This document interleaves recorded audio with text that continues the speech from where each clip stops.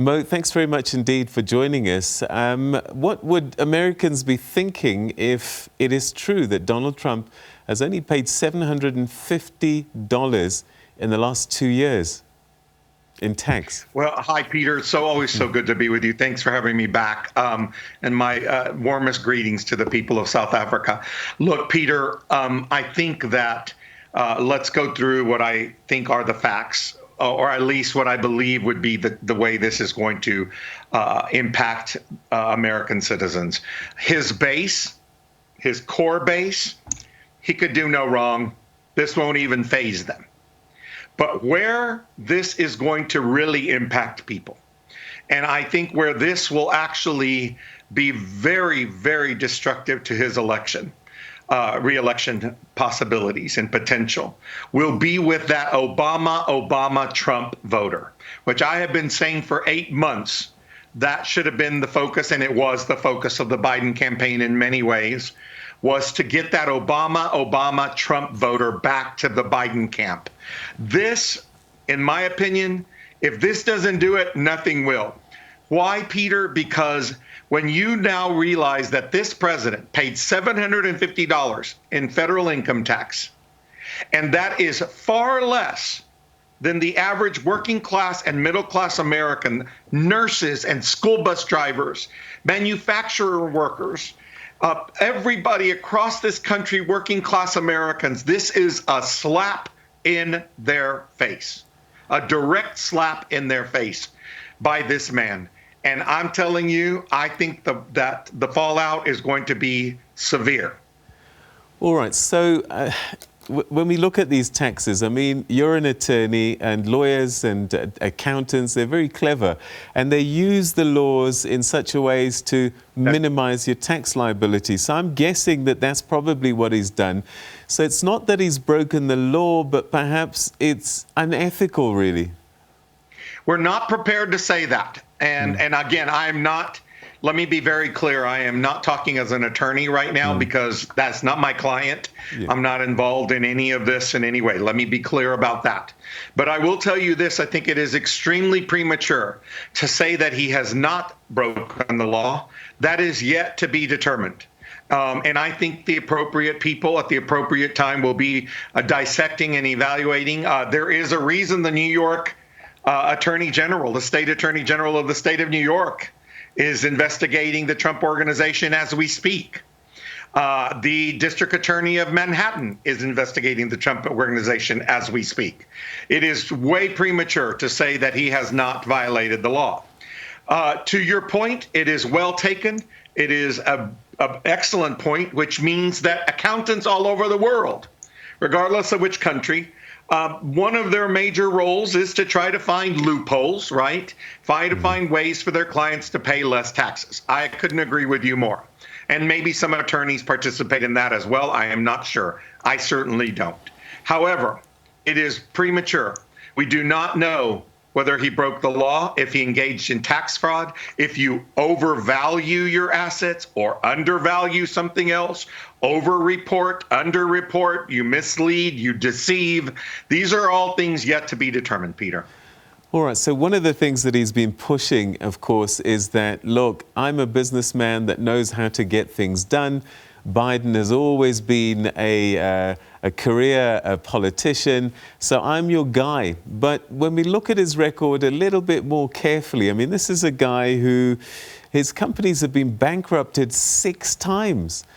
He doesn't have a great business record. I think he's got more of a media face rather than actual business running record. Well, if the New York Times report is accurate, which I believe that it is, the New York Times is not the type of publication that would go out with this story without checking under every hood and checking every detail. So I believe that it is correct and accurate. And I'll tell you this, he's running his businesses at tremendous losses. And he's in debt over $400 million, which will all come due, and we don't know to whom. So he's a disaster. He's a complete fraud. He's a sham. Whether he engaged in tax fraud or not will yet to be determined. But what is determined is he is a horrible businessman. He has lied to the American people and the world. He is a fraud. He is a sham. He is a con man. That has been determined. So then how does he maintain this lavish lifestyle of his? Are we seeing someone using business expenses, private expenses as business expenses? Well, we're about to find that out in the next several years, aren't we? And there's no doubt about it that he has played one hell of a shell game. And I'll tell you, when all the truth comes out, I don't think it's going to be pretty, Peter. And I'll tell you, he has been taking losses. Listen, if I had hair, even I wouldn't claim my hairstyling. I don't have to worry about that, as you can see. But listen, $70,000 of hairstyling, and you wrote that off as an expense? Give me a break. I do media every day, 6 to 8 interviews a day. I don't write off my wardrobe. I don't write off anything. I don't write off when I buy new glasses. No. So he is playing a shell game, and he's doing it with other people's money, and it's the American people's money. And let's be clear here, Peter. When you pay $750 in taxes and federal income tax in the United States of America, that means you did not contribute supporting our military, our education system, our healthcare system, our health, all our frontline workers, anything that our government contributes to the lives of our citizenry. He did not contribute to helping, supporting, and doing his part in our democracy. That's despicable. It's disgraceful, and it's unpatriotic. So could this explain then why he's been fighting the fight of his life to make sure that these tax returns never get seen, and he's the first president to do this? To not do that. Well, you're in your intro to this segment, your journalist and your reporter in New York made it very clear. The IRS has already said you can release your taxes even when you're under audit. That doesn't keep you from releasing your taxes. It's sham. It's all a sham. He's hiding, and now we know why. He's hiding them because he didn't pay taxes. And he not only did he not pay taxes, he's played a shell game. He's claiming stuff he probably shouldn't have claimed. Listen, he's hiding it because he is in trouble. And what those taxes are going to show, what the New York Times has already opened the Pandora's box, and what they show us is this man is a liar. He is a fraud. And it's time for our nation to take our country back. Let's get back to the American values that have served us so well for over 230 years. And let's get back to why people across the world used to respect us and used to admire our democracy. And that's what we need to get back to, Peter. It's that simple. And tomorrow night, you're going to see Joe Biden offer the people of America and the world that glimmer of hope again, that we can go back. We're going to go back better. He's got his work cut out for him when he wins, because this Donald Trump has gotten us in a chaotic, disastrous mess. A mess. We're in a mess. Okay, we're going to talk about the debate just now, but perhaps one final question on this tax issue. I remember Starbucks came under fire because, because of clever accounting and tax planning. They paid very little taxes in countries like the UK, but there was such public backlash to this that they felt cheated, that they felt this was wrong. Is this the same kind of sentiment that more and more people in America are saying, but hang on, everybody's got to pay their fair share. Even if the laws support you, you really have to, as you say, support the armies and all of the building of schools and funding. All the services and the and all of the functions that our government provides for our citizens, right? I think it is going to be that sentiment and more, and I'll tell you why. First of all, we have millions of people unemployed today because of Donald Trump's ineptitude and inactivity in performing what a president should have done with this pandemic in the United States. Number one. Number two, people are having to work 2 jobs. Before the pandemic, people were having to work 2 jobs. You're going to tell me that when I have to carry 2 jobs and I've been paying my taxes and working my you-know-what off and having very little sleep so that I can feed my children and pay my rent, And then you have this man who claims that he was so wealthy and so amazing and omnipotent, and he paid $750 in the years and the years before that didn't pay anything at all, Peter. Of course, the sentiment is going to be absolutely anger, as it should be. People should be angry, and people should find it despicable because it is despicable. All right, so tomorrow, it'll be 3 a.m. our time on Wednesday. This first debate, presidential debate, how do you think that that's going to go? I think it's going to be yet another chance to see a dramatic contrast between these two men. I think you're going to see a Joe Biden with that calm, steady as she goes, statesman-like, very presidential demeanor. I think you're going to see him talk about what he would do to get us out of the mess that the guy on the other side of the stage has gotten us into. And I think from Trump, he knows no other way, Peter, but that brash, petty, petulant, childlike behavior, the name calling, the mud, the trash, the personal attacks. And I think Joe Biden will rise above it. He'll probably give you that big Biden warm smile, look over like, sure, yeah.